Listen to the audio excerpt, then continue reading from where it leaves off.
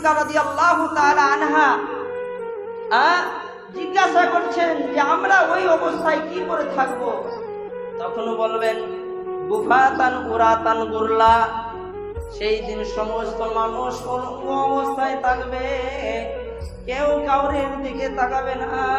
তখন হাসরের ময়দান, ওই কিয়ামতের মাঠ এমন ভয়ঙ্কর জায়গা হয়ে যাবে, এমন ভয়ঙ্কর জায়গা হয়ে যাবে।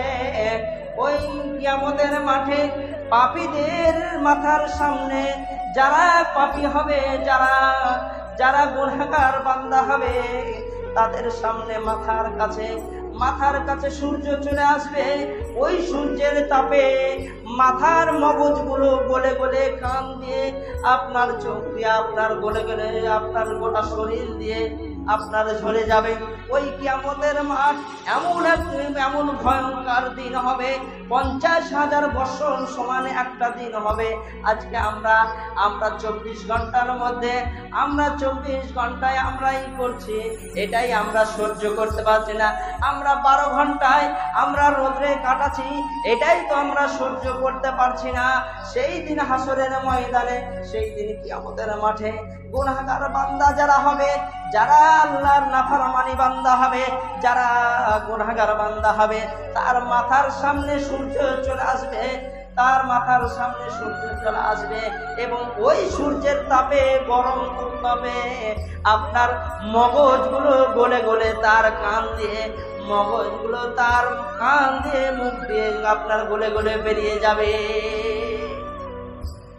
আল্লাহ রাসূল সাল্লাল্লাহু আলাইহি সাল্লাম বললেন, শুধু তাই নয়, যে জমিনের উপরে, যেই পৃথিবীর হাসরের ময়দানে দাঁড়িয়ে আছেন, যেই জমিনের উপরে দাঁড়িয়ে আছেন, এই জমিনটা এমন তাপ হবে, যেমন তামাকে আপনার সোনাকে গলিয়ে যেইভাবে গরম হয়, তা আপনার তামার ওপর যেইভাবে আপনার আগুনে ছাক দিলে যেইভাবে গরম হয়, সেই রকম মাটির তল, মাটি পুরো ওইভাবেই গরম হয়ে উত্তম হয়ে আছে।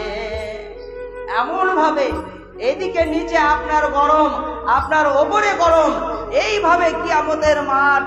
তখন কি করবে? ইয়া নাফসি করবে, হাসরের ময়দান ছুটাছুটি করবে, কেউ কাউরির দিকে তাকাবে না, ইয়া নাফসি করবেন। তখন এমন ভাবে ছুটাছুটি করবে, সমস্ত উম্মতেরা, সমস্ত বান্দাবান্দি এবং ফেরেশতারা পর্যন্ত, এবং নবীগণেরা পর্যন্ত এমন হয়ে যাবে। সেই দিন যখন আল্লাহ তাবারাক ওয়া তাআলা অবশিষ্ট থাকবে, সমস্ত মানুষ মারা যাবে।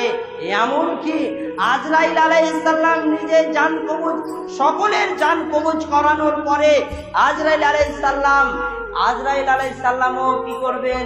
নিজের জান নিজেই কবুল করে নিজেই শেষ হয়ে যাবে।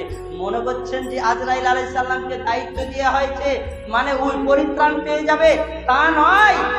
আল্লাহ তাবারক ওয়া তাআলার বিচার অত্যন্ত কড়া, আল্লাহ তাবারক ওয়া তাআলার বিচার অত্যন্ত কড়া। এক সরিষা দানা পরিমাণ এদিক ওদিক হবে না।